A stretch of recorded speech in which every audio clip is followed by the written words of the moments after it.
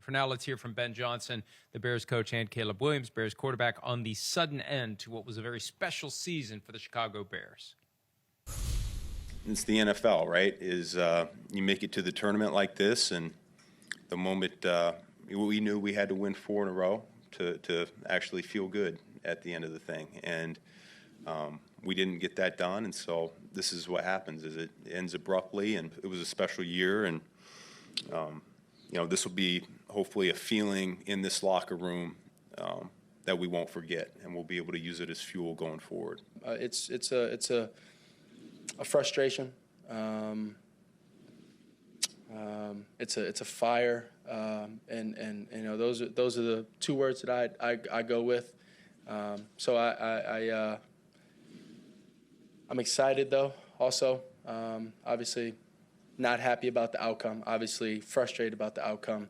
But that's over with, and I can't go back and change it. And so, I'm going to go back and watch. Figure out how I can be better for the near future, and help this organization get to where we want to be.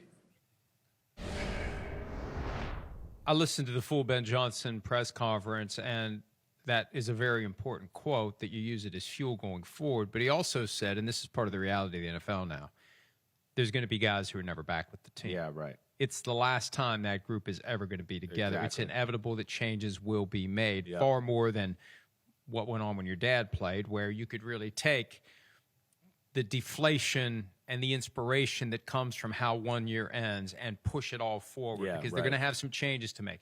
And they do have an opportunity. They got 1 more year before Caleb Williams is eligible for a second contract, and he has already earned a sizable deal. This is on the side of, let's go ahead and pay this guy market Exactly. value. Right. But he's got like a $10 million cap number for next year, which once upon a time was a big deal. That's nothing as quarterbacks go.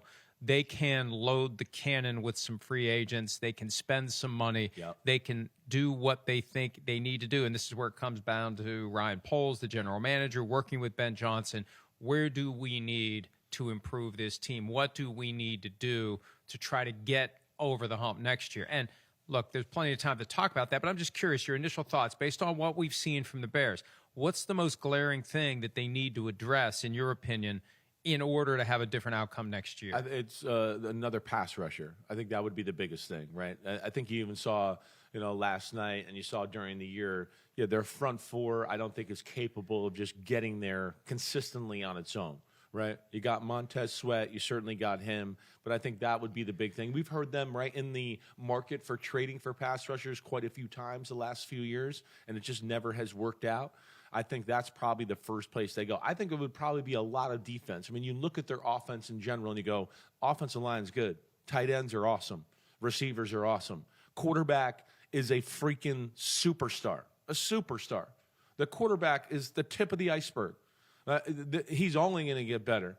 And now he's going to have a full offseason to build and be with Ben Johnson on a daily basis. They're only going to add to that offense, and it'll continue to get more complicated and more creative, but it'll look better to us on TV because he's going to understand how to run it, and Ben Johnson's going to go, okay, I finally wired this robot to exactly where I want him. So I don't look at offense really as any spot that they need. Defense, I think, is really, really throughout where you kind of look at it. And this is one of the reasons why, when you've got a great young quarterback and you're looking for a coach, my position always is you want to err on the side of an offensive coach, because if the Bears had hired a defensive coach last year, they'd be losing their offensive coordinator to a head coaching job elsewhere, and they'd have to start over again and hope that they find another great one. And so Caleb Williams would have yet another offensive coordinator this year. That is a prime example of why you bring in an offensive coach, you join him at the hip with the quarterback, and then you have continuity year in and year out. So next year will be better than this year. The year after that will be even better, and they'll keep building and building and building and get to the point where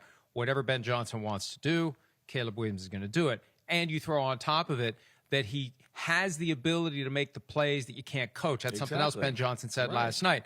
Right. I can draw up, and I'm paraphrasing, and I'm probably taking some liberties here, but his point is I can draw it up, but then you're going to have a spot where there's nothing. And if you have a guy that can do something that we never put in the playbook and it works, that's gravy. That's when you get to Mahomes and Josh Allen and Lamar Jackson. That's what we're talking about. Because, I mean, we see that, right? When they're in a groove on a weekly basis, we see 3 or 4 plays where we go, man, the defense is, they're winning. They're winning. What? He got a 30-yard completion? Plays like this. Oh, I'm just going to run out to the right and buy time, and throw a laser down there. Oh, I'm just going to fade off my back foot and throw a ball in the back of the end zone for a touchdown. His talent is off the charts. You saw some of the runs he makes. He runs like he's a wide receiver or a running back. He's got that type of speed and movement. His arm is one of the strongest arms in the history of the NFL. It's not even debatable. I've been on the field. You know, I've caught passes from Brett Favre and Dan Marino, and I've Tom Brady, and I've been around and seen on the field. Caleb Williams can rip the ball like a Brett Favre or a John Elway or a Josh Allen or a Patrick Mahomes, Aaron Rodgers in his prime. And so yeah, he's a special, special talent. Yes, I know the completion percentage is a big thing sometimes I hear around Caleb Williams. You know, okay, it's not the era of completion percentage. People got to start getting away from that. It's about making plays. That's what it is. You watch the playoffs. That's what it's about. Nobody's coming away from these playoff games going, oh, he threw for 80%. No, it's about, oh, he made this play in this moment. He did this right here to change the game. And that's where he's special. He'll refine all of that other stuff. But yeah, back to it. The future is bright for sure. And off of last night, Mike, how can you not, the defense, yeah, I'm talking about they could use some players there in free agency, but damn, what Dennis Allen did on that side of the ball last night, you made Matthew Stafford go 20 for 42. You made a Sean McVay offense. Look at these. Look how similar the numbers are. Set aside the touchdown passes and the interceptions. The top three lines almost identical, but the three interceptions ended up hurting the Bears. The defenses were really impressive. I did not think it was going to be a 17-10 type of football game late in the fourth quarter. I certainly did not. I thought we'd be more in the high 20s, maybe even the low 30s.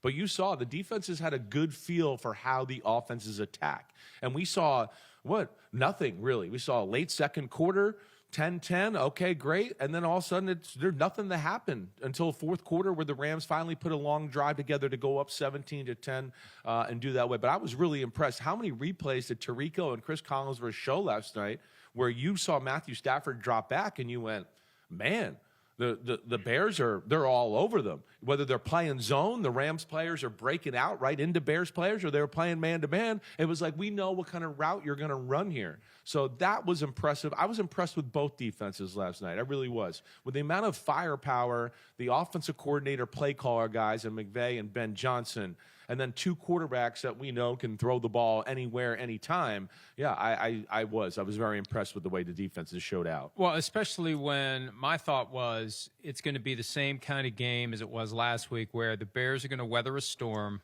and then can we dig out of it? Yeah, right. Because the Rams are still going to be the Rams. They got Puka Nacua, Devontae Adams. They got the great running game. They use the 13 personnel. They got all the tight ends that can do all the different things. They're going to score their points, and the Bears just need to hold on and keep it close and try not to have to come from 21-3 behind. Maybe just 14-3, maybe 17-9, whatever it may be. And they ultimately only had to come back from 17-10. Hi, it's Mike Florio. Thanks for watching PFT on YouTube. Hit subscribe for the latest news and analysis from Pro Football Talk.